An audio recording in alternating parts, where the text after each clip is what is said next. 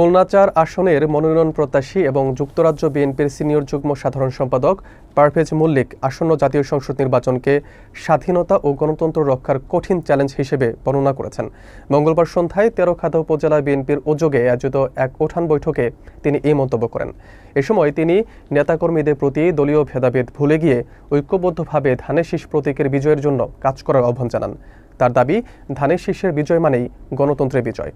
বিস্তারিত থাকছে রাসেল আহমেদের প্রতিবেদনে।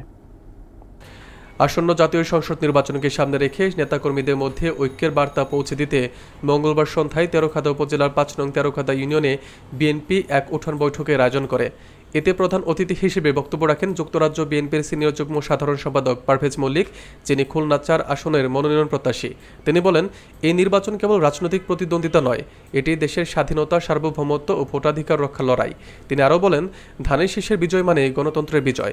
পারভেজ মল্লিক বিএনপির ভারপ্রাপ্ত চেয়ারম্যান তারেক রহমানের নির্দেশনা উল্লেখ করে বলেন, দলীয় ভেদাভেদ ভুলে গিয়ে ঐক্যবদ্ধভাবে ধানের শীষের পক্ষে কাজ করতে হবে, কারণ দলের প্রার্থী যিনিই হন তিনি সকলের প্রার্থী। তিনি সতর্ক করে বলেন, ধানের শীষের বিজয় রুখে দিতে নানা ষড়যন্ত্র চলছে, কিন্তু জনগণ ঐক্যবদ্ধভাবে থাকলে কোনো শক্তি তাদের বিজয় থামাতে পারবে না।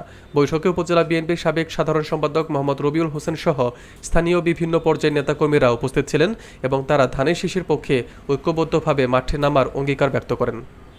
আমি আহ্বান জানাবো যে আসুন আমরা আমাদের এই তেরখাদাটাকে একটি শব্দের একটি থানা হিসেবে আমরা প্রতিষ্ঠিত করব। শুধু তেরখাদা এই অঞ্চলে, কারণ আমি ম্যাপ দেখে যেটা বুঝেছি যে আমাদের এই অঞ্চলের যে রিসোর্স, এটাকে আমরা কাজে লাগালে আমরা কিন্তু সবাই কিন্তু স্বাবলম্বী হয়ে যাবে।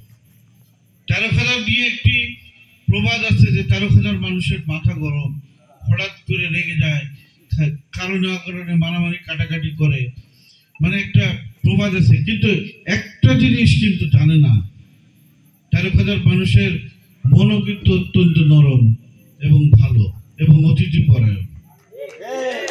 তেরখাদার মানুষ যাকে বুকে একবার টেনে নেয় তাকে কিন্তু ভুলে না, কথা যদি একবার দেয় কথা কিন্তু রাখে।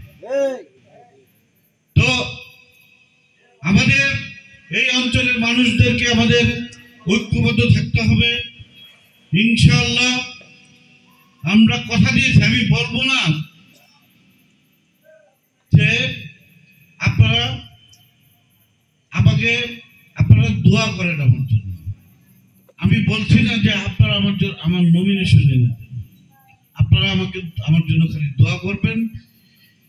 ইনশাআল্লাহ আমার নেতা দেশ নায়ক তারেক রহমান ইনশাআল্লাহ এই তেরখাদার প্রতি আপনাদের ভালোবাসা, ষড়যন্ত্র শুরু হয়েছে সেটা আমরা শুনতে পেলাম গতকাল, যখন আমার নেতা বিএনপির ভারপ্রাপ্ত চেয়ারম্যান দেশ নায়ক তারেক রহমান সারা বাংলাদেশের যারা মনোনয়ন যারা প্রত্যাশী ছিলেন সকলকে উনি ডেকেছিলেন এবং আমাদেরকে কিছু দিক নির্দেশনা দিয়েছেন।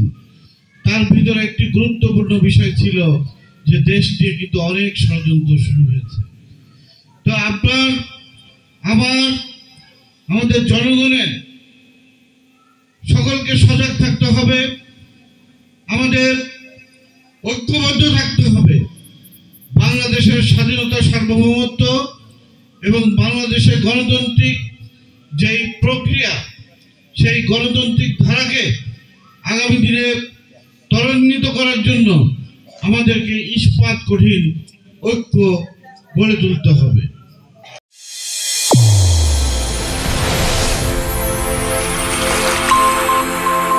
চ্যানেল A1 হৃদয়ের স্পন্দন।